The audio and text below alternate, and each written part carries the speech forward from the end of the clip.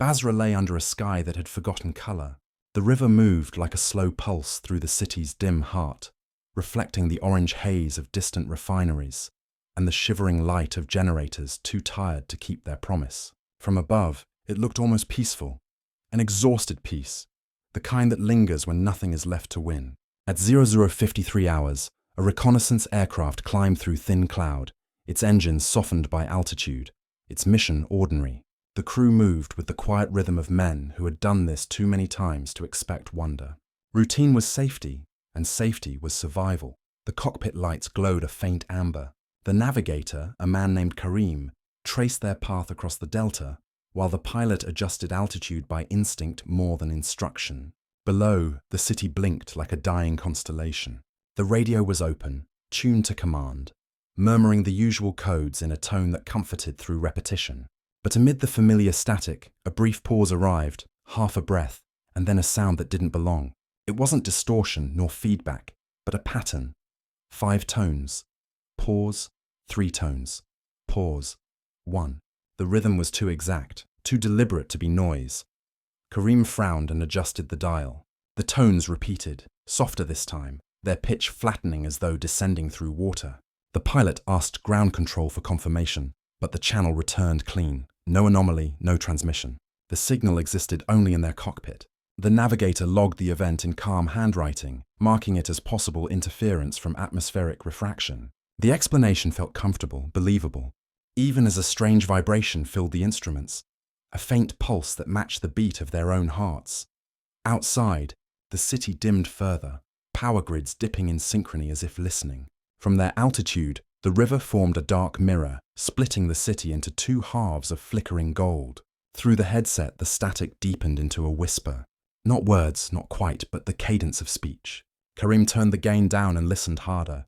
For a moment, he thought he heard coordinates, repeated softly, the voice more human than machine. But when he checked the tape, the sound had vanished. Below, Basra lay still. The wind over the marshlands slowed, and even the scattered dogs stopped barking. The plane continued on course, the hum steady, yet the cockpit felt subtly colder. The pilot exhaled, fogging the inside of his visor, and muttered that the air felt wrong, too heavy, like a pause stretched too far. Karim made no reply. He was watching the horizon, where faint blue light bled through the haze, outlining clouds from beneath as if the earth itself had decided to glow. The aircraft banked south to capture footage. The onboard camera panned across the city, recording silent geometry, bridges, rooftops, reflections, until the lens caught something impossible. The power grid below had flickered into shape, a sequence of lit districts forming perfect lines, then shifting. The formation matched the tone pattern they'd heard earlier. 5, 3, 1. For a moment, Basra itself seemed to transmit. Then the lights blinked out, plunging everything back into ordinary darkness. The pilot's voice broke the silence, quiet but steady. Mark that time. The clock read 01:42 hours. Karim wrote the digits carefully, underlining them once. When he replayed the tape seconds later, the pattern was gone. The radio carried only the familiar hum of open air. Yet in the cabin, a faint sound persisted, the subtle vibration of metal remembering resonance. They adjusted altitude, circling once more, though neither man could say why. The compass drifted by 4 degrees west, correcting itself too quickly to register as malfunction. Karim checked the altimeter, 7,000 meters, then 0, then back again.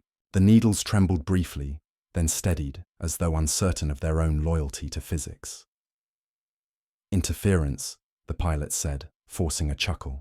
Probably the storm front over Kuwait. But there was no storm, only the stillest air the desert had ever held. They began recording manually, radio, instrument readouts, video, standard protocol for anomalies. Their tone remained professional, but something unspoken had settled between them, a quiet agreement that the sky had started speaking back. At 01:56, the transmission returned, softer now, almost intimate. 5 tones again, but the final note extended, like a breath drawn in rather than exhaled. Beneath it, faint speech wove through static. This time, the pilot removed his headset and listened with bare ears. The words were indecipherable, but strangely rhythmic, like someone reading from a manual that no longer existed. Karim replayed it, recording on a secondary reel. The second playback produced a hum lower in pitch, yet the waveform on the recorder remained identical to the first. He looked up, uneasy. "It's not a signal," he said quietly. "It's an answer." Outside the window, the desert had gone pale. The horizon shimmered with low heat, even in the cold of night, and the air carried no sound at all. The pilot flicked the landing lights on, though there was nothing to see. No clouds, no threat, only endless clarity. They flew in silence, letting the instruments do the thinking. The signal didn't return, but the hum in the cabin stayed, quiet and persistent, following the rhythm of their breath. Below, the Tigris curved like a sleeping serpent through the dark. Somewhere far beyond, the world remained unaware that the first coded whisper had already been sent, waiting for someone, anyone, to understand its language. The signal should have ended with the flight, but it didn't. In the days that followed, Basra's night air carried a low pulse, soft enough to mistake for wind, yet steady enough to count.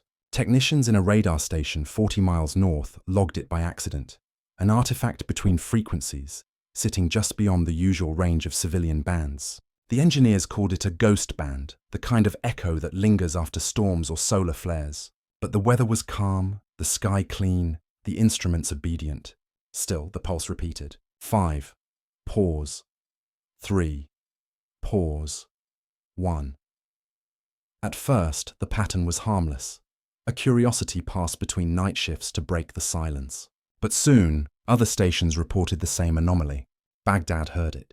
Mosul heard it. Even a civilian tower in Kuwait logged the same rhythm beneath normal traffic. It drifted across frequencies like smoke, refusing to anchor itself. Attempts to triangulate it led nowhere. Each reading pointed somewhere different, as though the signal kept moving, or worse, didn't occupy any fixed point at all. Inside the radar bunker, the operator's lounge became a small museum of obsession. Hand-drawn graphs lined the walls, each one a failed attempt to make sense of the pattern. A young technician named Adnan began recording every instance, charting them against wind direction, humidity, and even moon phase. Nothing correlated, but one night, after replaying the data through an analog receiver, he noticed something strange. When slowed down, the signal formed words, not in sound, but in the shape of its oscillation. The waveform itself spelled coordinates, numbers that described a space exactly where the plane had vanished. Adnan showed his superior, who dismissed it with a tired shrug. "Coincidence," he said. "Machines dream when you stare too long." But the technician didn't sleep. By morning, he had tuned an old shortwave radio from his father's house to the same band. The signal was there too, clearer, closer. He brought it into the control room, and everyone heard it. Across the city, old transistor radios began humming on their own, carrying the same slow rhythm, the same inhuman precision. Shopkeepers unplugged them. Mechanics smashed them with wrenches. The sound persisted, faint but insistent, resonating through power lines and open air alike. The sky, it seemed, had become a transmitter. Reports began arriving from beyond Iraq. British intelligence logged shortwave interference spreading westward, while Soviet listening stations claimed it originated in deep space. Each side blamed the other. Secret memos circulated, stamped in red and sealed in black, as if paperwork could contain the hum. None of the documents survived unaltered. Months later, the copies that resurfaced were blank, but smelled faintly of ozone. In Baghdad, a panel of physicists was assembled to study the phenomenon. They gathered in a lecture hall, surrounded by oscilloscopes and miles of tangled cable. The lead researcher, a grey-haired man named Hassan, believed the signal to be an atmospheric echo, a byproduct of overlapping radar sweeps. He demonstrated how energy could bounce between the upper ionosphere and the desert floor, forming standing waves that mimicked intelligence. The others nodded politely. But when he replayed the field recording, something unexpected happened. The waveform shifted. It began looping out of rhythm, creating interference inside the hall's own instruments. One microphone vibrated audibly, producing a tone identical to the field recording but 2 octaves lower. Lights dimmed for exactly 11 seconds. When they returned, the tape had rewritten itself. The recording was still there, but the timestamps had changed. Every entry now preceded the moment it had been recorded. It was as if the signal had learned to arrive before itself. The researchers froze. Someone whispered that it was impossible. But another answered quietly that impossibility was only a word invented to give meaning to repetition. They tried isolating the data on separate drives, each copy degraded differently, as though resisting duplication. A week later, the anomaly spread beyond Iraq's airspace. Civilian pilots reported bursts of static that mimicked their own distress frequencies. Air traffic controllers heard responses from calls they hadn't made yet. For a brief moment, communication became self-aware, a global echo chamber repeating futures not yet spoken. The event lasted just 40 minutes, then vanished. No equipment failed, no evidence remained. Only a deep fatigue settled among the crews who heard it. A mental fog like memory, displaced by something quieter. Back at the radar station, Adnan continued listening long after orders told him to stop. The others moved on to new assignments or convinced themselves it had been interference. He stayed, staring at the monitor's thin green line. It twitched faintly, tracing the same pattern. 5, 3, 1.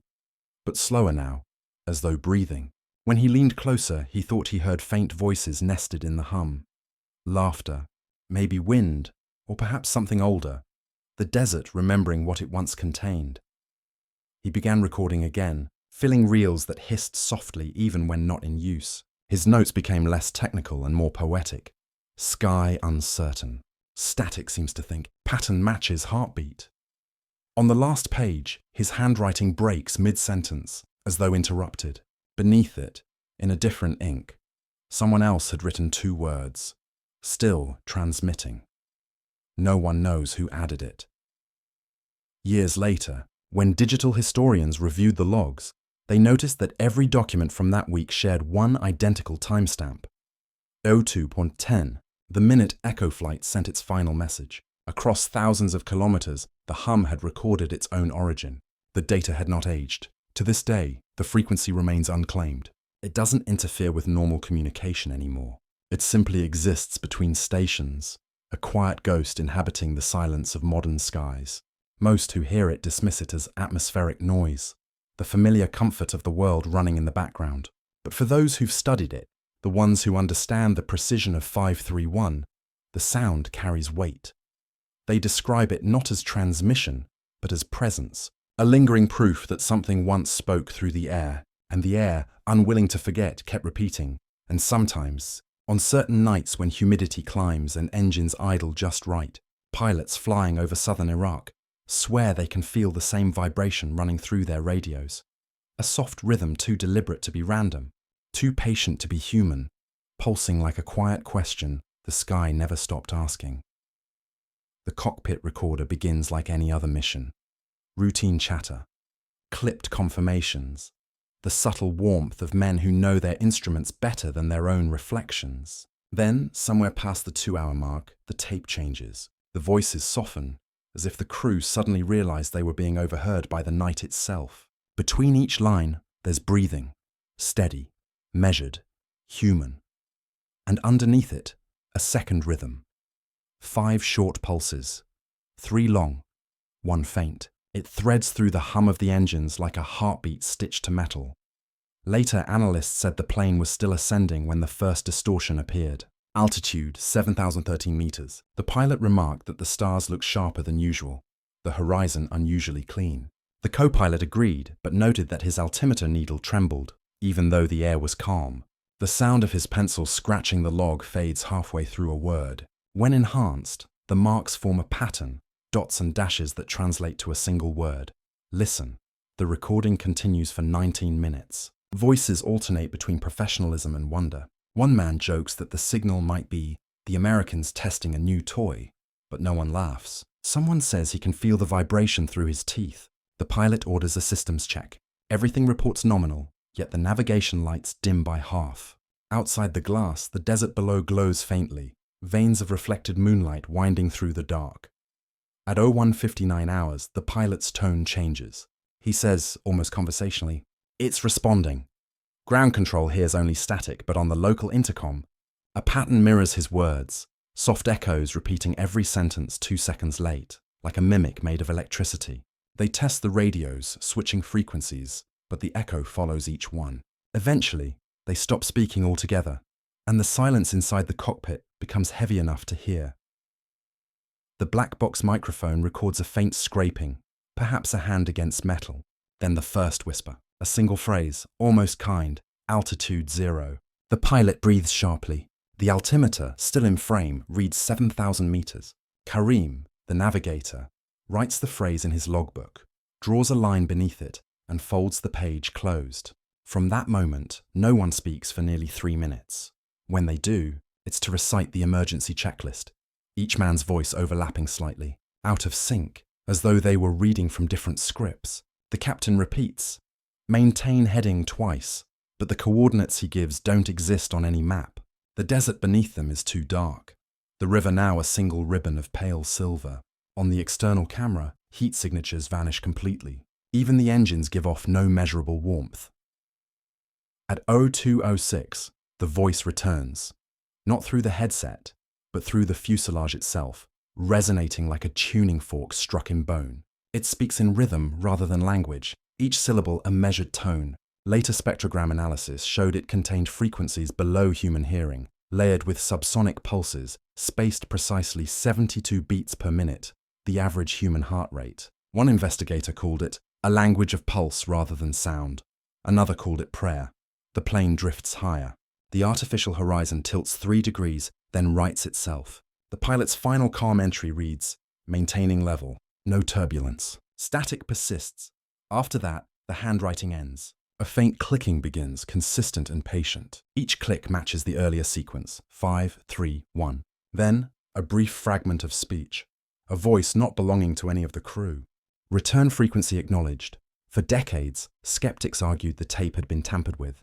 But when restored using digital cleaning, the sound of breath remains. 2 distinct human rhythms, then a third entering briefly before fading out. The third does not inhale. The last segment is the hardest to describe. The co-pilot's voice, barely above a whisper, says, "It's not outside anymore." Instruments confirm nothing unusual, yet all metal surfaces begin resonating at a uniform pitch. The cabin pressure gauge dips, recovers. Wind noise vanishes entirely. Even the engines seem to hum in harmony with the unseen signal. A new sound rises from below, low and immense, not loud but vast, as if the earth itself were speaking in reverse. At 02:10 hours, the transmission cuts abruptly mid-word. What remains is a single harmonic tone sustained for 11 seconds. Then silence. When the search began, nothing was found. No wreckage, no smoke, not even radar debris. The coordinates given by the final message led investigators to a patch of desert perfectly smooth, as though sand had been poured freshly from the sky. Under satellite view, the terrain displayed faint concentric rings invisible to the naked eye, their diameters matching the frequency spacing of the signal itself. Years later, forensic teams examined the recovered recorder. The magnetic tape showed a curious distortion. Each recorded word pressed deeper into the coil, as though gravity had briefly shifted direction during capture. When digitized, hidden layers appeared, echoes of phrases not spoken aloud, written in frequencies far below the range of speech. They formed one readable sentence. "Do you hear it now?" Those who listened reported odd sensations, a chill on the palms, the feeling of air moving just behind them. Some said the tape carried its own temperature. One technician swore the hum continued even after playback stopped, vibrating faintly through the table. The recording was archived under a new label, Echo Flight, unresolved. The final debrief listed mechanical failure, but none of the instruments showed damage. The report closed with a line added by an anonymous hand. Signal persists without source. In the years that followed, pilots over southern Iraq reported short bursts of static that matched the pattern exactly. Air traffic logs describe brief echoes of their own transmissions repeating seconds before they spoke. None of them considered it haunting. They described it instead as companionship, a reassurance that somewhere, above or beneath, another voice was listening back. Whatever happened aboard Echo Flight didn't end with disappearance. It became absorbed into the atmosphere, folded into the quiet frequencies between storms. When the night is calm enough, the sky still hums, not as a warning, but as remembrance. And in that soft pulse that refuses to fade, the crew's presence endures, measured not in altitude or distance, but in the rhythm that remains when human sound is gone. When the call first broke, No one in the Basra operations tower thought much of it. Static was common, sand carried its own electricity, and the radios sometimes forgot what language to use. But this was different. The sound didn't crackle or fade. It folded inward, like a wave retreating into itself. Controllers heard the pilot's last confirmation, routine, precise, and then nothing. The channel stayed open, transmitting a silence so pure, it sounded engineered. Lieutenant Farid, the night supervisor, tapped his headset twice. "Echo flight, confirm." No reply. He repeated the phrase 3 times, slower each time, as if tone could coax reality back. The hum in the earpiece deepened but offered no echo. His console lights flickered. One by one, green shifted to amber. It looked like the board was holding its breath. For the next 5 minutes, the tower functioned like a clock that refused to stop ticking. Procedures rolled forward, log entry, cross-check, relay to Baghdad center. Yet beneath every word ran the same question that no manual could contain. Where had the sky gone? Farid ordered a frequency sweep. The technicians complied, rotating dials that felt heavier than usual. At 0212 a signal returned, but not from the plane. It came from above their own roof, descending through open space, whispering the same rhythm the flight crew had logged. 5 short, 3 long, 1 low. At first, they thought it was feedback from nearby transmitters. But when they killed power to every antenna, the tone persisted, soft and independent, as if the air itself had learned to speak. The engineer on duty stared at the oscilloscope and muttered that the pattern looked self-correcting. Each pulse realigned to its previous echo with microscopic accuracy, refusing entropy like a living thing preserving heartbeat. By 0220, the base commander had been roused from sleep. He entered the control room wearing an overcoat and disbelief. Reports spread quickly. No radar contact, no emergency beacon, no debris. The flight had evaporated between coordinates 7 and 9. The commander ordered silence. No external communication, no radio leaks. "Until confirmed, it's not missing," he said. The order sounded rational, but the men heard what lay beneath it. Fear disguised as protocol. They replayed the last transmission. On loop, it sounded ordinary until the moment after the pilot said maintaining level. Then came a faint secondary layer, almost imperceptible. The same voice, slower, repeating the sentence half a beat later, as if answering itself from another moment in time. The technician increased gain. The repetition grew clearer, but the second voice was shifted downward in pitch, like gravity pulling on sound. For hours they worked inside that narrow band of disbelief where duty meets myth. Outside, the desert wind fell still. Even the tower windows stopped rattling. The radar screens glowed anemic green over faces drained of certainty. A young controller named Hadi whispered that he could still hear the hum when he removed his headset. Another pressed his palms to the metal desk and felt it vibrating faintly, a rhythm equal to his pulse. At 0305, a secondary report arrived from Kuwait air traffic. Their long-range array had received an identical transmission, but inverted, 5 low, 3 high, 1 flat, as though the message were reflecting off the curve of the world. The 2 stations compared timestamps. They matched perfectly, yet neither could trace origin or altitude. It was as if the sky had become a hall of mirrors, every call chasing its own reflection. By dawn, the commander allowed a limited field search. 2 aircraft swept the sector. Both returned within an hour, claiming clear skies and ordinary weather. From above, nothing suggested disappearance. No smoke, no shimmer, no disturbance in the sand. Still, the tower's instruments continued to pulse every 72 seconds, the same silent heartbeat of echo flight repeating without source. The following day, communications officers from Baghdad arrived to audit the logs. They spoke softly, wrote often, and asked questions that never reached answers. When Farid showed them the recorded frequency, their leader, a thin man with grey on his cuffs, listened once, frowned, and said, "Erase it." Farid hesitated. "It's evidence." The man replied, "It's infection." The tape was removed under guard. That night, the tower's hum returned even louder. Power meters registered no draw, yet the building lights dimmed in unison. Hadi claimed he heard voices layered inside the tone, reciting numbers that matched wind speed over Basra. Others said they heard breathing. No one left the room. They simply waited, listening to a silence that seemed to listen back. When morning came, the signal ceased. The consoles returned to green. Routine resumed by force of habit. Official memos declared a communications fault due to ionospheric reflection. Unofficially, the staff spoke of the moment the air became aware. Within a week, new orders arrived, transferring every controller on duty that night to different bases. None protested. Most left without collecting their personal logs. Farid remained one more shift. Alone in the tower, he rewound the emergency channel recording, one copy he had secretly kept. At first it played blank, only faint background noise. Then, midway through, a whisper surfaced. Altitude 0. The same words from the pilot's log, repeated in the same calm tone. He closed his eyes, rewound again. This time nothing. The tape hissed softly, as though exhaling relief. Before leaving, he typed a single note in the station's final log. Transmission continues without us. He left the paper on the console, folded twice, and walked into the bright morning air. The desert stretched silent to the horizon, ordinary and endless.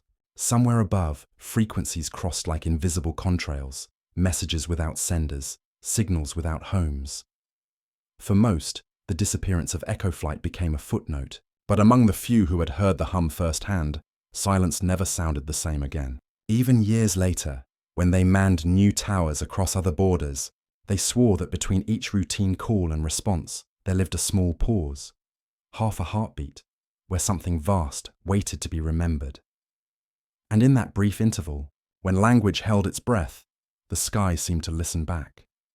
The first disappearance was small, a single reel missing from the archive shelf. It should have been unremarkable. Paperwork misplaced itself all the time, but the label on the box read Echo Flight, primary band, and everyone in the communications wing remembered signing for it. The clerk swore he'd sealed it himself, placed it behind the numbered files where routine goes to sleep. Yet when the drawers were opened, the slot was empty, and the air smelled faintly of ozone, like the moment after lightning without any storm.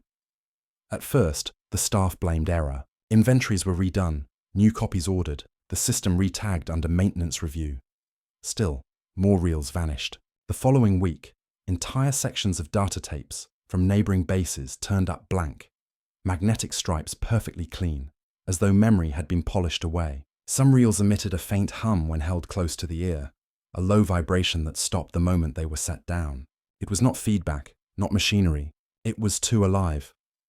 Archivists in Baghdad's Central Records Office began calling it the fade, a quiet joke that stopped being funny after the third department reported it. Files, both analog and digital, were dissolving like ink under sunlight.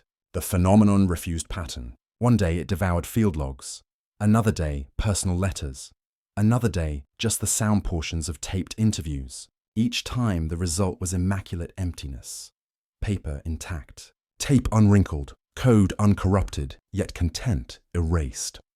When questioned, the custodians described hearing a short tone before discovering the loss. Some said it sounded like a distant radio tuning. Others compared it to a heartbeat played through glass. Engineers dismantled machines searching for hidden magnets or sabotage. None found anything.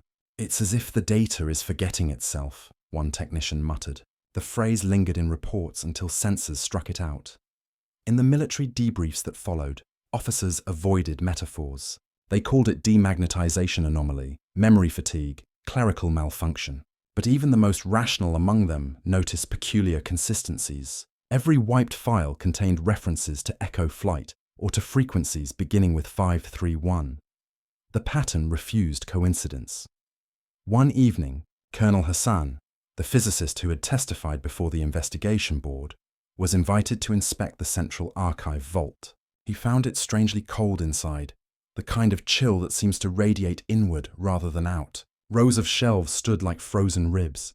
Technicians hovered over readers, projecting silent reels onto white screens. The images, topographic scans, radar sweeps, cockpit footage, played normally until a specific time code. At 02:10 hours, each one blinked white, held still for 11 seconds, then resumed blank. Hassan leaned closer. On the edge of the screen, faint grey lines shimmered, almost like handwriting trying to form letters. He ordered the frame frozen, enlarged, inverted. The image clarified into pulse-like curves, repeating at rhythmic intervals. The same old pattern, 531. "It's not deletion," he whispered. "It's replacement." By dawn, the vault lights had dimmed to half power. Generators tested fine, yet illumination thinned as though filtered through fog. The technicians packed up early, uneasy with their own shadows. Each appeared slightly delayed against the wall, as if reflection had lost synchronization.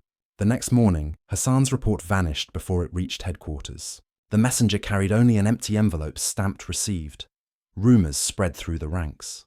Some claimed the recordings hadn't been erased but absorbed, that the signal, whatever it was, had begun migrating into magnetic surfaces, feeding on memory like a slow contagion.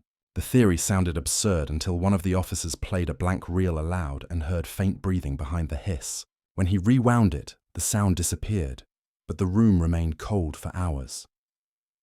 Soon after, a sealed order arrived from Intelligence Command. All Echo flight materials were to be consolidated into a single secure location, codename Vault 9. The vault was built beneath a disused airstrip south of Baghdad, its corridors narrow and unlit beyond necessity. Each night, guards reported hearing distant tapping from within the storage units. Maintenance crews confirmed no mechanical source. Eventually, guards were rotated every 4 hours to reduce fatigue, though none slept afterward. Inside Vault 9, time acquired a strange elasticity. Clocks drifted, watches ran out of sync. Tapes stored there occasionally produced flashes of sound without activation. Short bursts of tone, sometimes a full sentence, spoken in the calm voice of a pilot. Altitude 0. Maintain listening. Scientists logged these incidents meticulously until the paper began vanishing from their clipboards before signatures dried. By late spring, even the digital backups succumbed. Drives displayed correct file sizes but opened to blank grey screens. Encryption teams tried restoring bit by bit, but each attempt erased a little more. At one point, a computer rebooted by itself and displayed a single message across the monitor. "We remember for you." It disappeared when photographed. The project head resigned that same night. He left a note typed on manual paper. "Nothing that listens forgets completely." His office light was found still on in the morning, its bulb vibrating softly though switched off. Within months, Vault 9 was sealed. Officially, the material was moved to an undisclosed research partner. Unofficially, the hallways filled with dust and the faint scent of static. Workers said you could still hear the tapes turning somewhere deep below, though no electricity fed the machines. Meanwhile, outside the sealed compound, fragments of the vanished recordings began to reappear. Snatches of the lost signal captured accidentally on civilian transmissions. A trucker in northern Syria picked up 5 tones while scanning for music. A weather balloon in Jordan transmitted 3 low pulses, then 1 high. Amateur radio enthusiasts shared clips online, none longer than 11 seconds, each ending in silence too clean to be ordinary. For those who listened carefully, the fragments carried depth, not noise, but space as if the sound had dimension. Some claimed to hear faint voices folded within, repeating sentences from the debriefings long erased. Still transmitting, one whisper said, identical to the handwriting on Adnan's final notebook page years before. By the time the ministry issued its official statement, no anomalies detected. Most of the original personnel had been reassigned, yet every so often, one of them would find an old cassette in a drawer or a forgotten file on a disc. When played, nothing emerged at first. Then, under the hiss, a tone surfaced. The same patient rhythm. 5, 3, 1. It lasted precisely 72 beats before fading, leaving behind that familiar chill in the palms, as if the recording were watching the listener instead of the other way around. In later years, historians searching for evidence of the case found nothing but metadata, timestamps without titles, references to files that had never existed. And yet, across multiple archives, a single phrase persisted, attached to no author, embedded like residue in the margins. The recordings never disappeared. They simply moved to quieter frequencies, even now, on nights when the desert wind dies and electronics hum softer than breath. Those frequencies whisper faintly through abandoned transmitters. Memory replaying itself in code, the sky speaking back through the emptiness it created. Years passed, and Basra forgot how to look upward. The war lines shifted, the towers changed, and the river kept its slow brown patience. Yet beneath the new noise of engines and politics, something older continued to breathe, a faint vibration that lived in the static between stations. Pilots spoke of it only when the night stretched too long, a rhythm that visited once a year, The sound of 531, a code stripped of meaning yet unwilling to end. In 1997, a meteor tracking satellite recorded a thin line of light passing over southern Iraq. It wasn't meteoric. It didn't burn.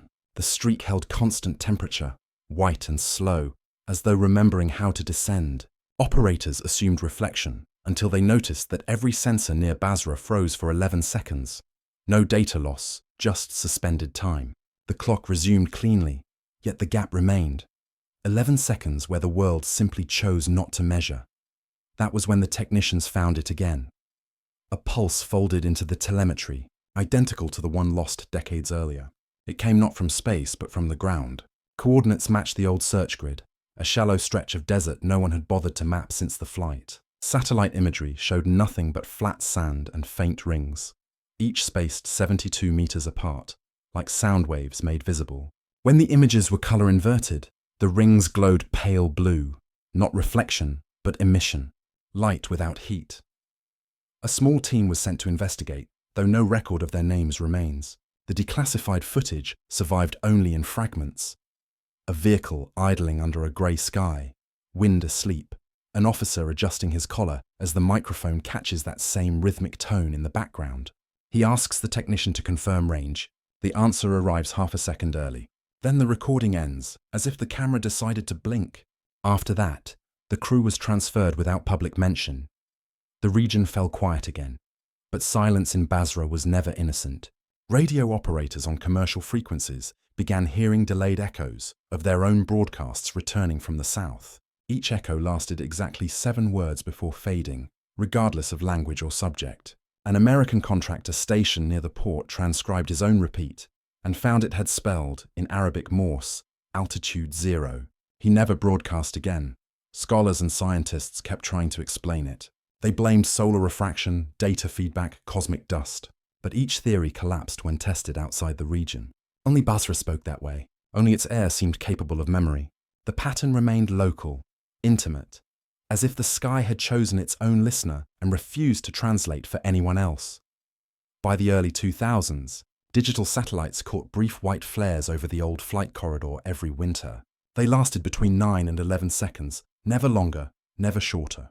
Each one registered as non-thermal. When analyzed spectrally, their signature matched that of the original anomaly recorded in the Echo flight cockpit mic, a cold light that produced its own frequency of silence. Scientists called it a coincidence.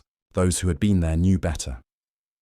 One of them, Lieutenant Farid, now old and retired, kept a shortwave receiver by his window. Each night he turned it on and listened for the gap between stations. Sometimes, in the thin hum between waves, he heard faint breathing followed by a gentle click of switches. Once, half asleep, he heard a voice he recognized, steady, professional, calm. It said only 2 words. Maintain listening. He did. Until his death, the receiver remained on, its dial frozen just beyond any numbered band, where frequencies rest when they no longer belong to machines. Today, locals still speak of the returning sky, the night when Basra's rooftops flicker with pale light that casts no shadow. Children watch in silence. Dogs do not bark. Phones record nothing but a steady hum. For 11 seconds each year, the world seems to pause and listen to something beneath its own memory. Then everything resumes, as if the air had merely remembered how to breathe. Perhaps that is all it ever wanted. Not to haunt, not to warn, but to be heard again. Some fires burn with flame, others with persistence. The echo did not vanish. It simply moved into a quieter form, one that needs no light to exist. Somewhere between earth and sky, between signal and silence, it waits, steady, faithful, and alive in the way memory is alive. When the world finally forgets the names and numbers, when the records have all gone blank, that soft pulse will remain. 5, 3, 1. The sky's way of saying it never stopped listening.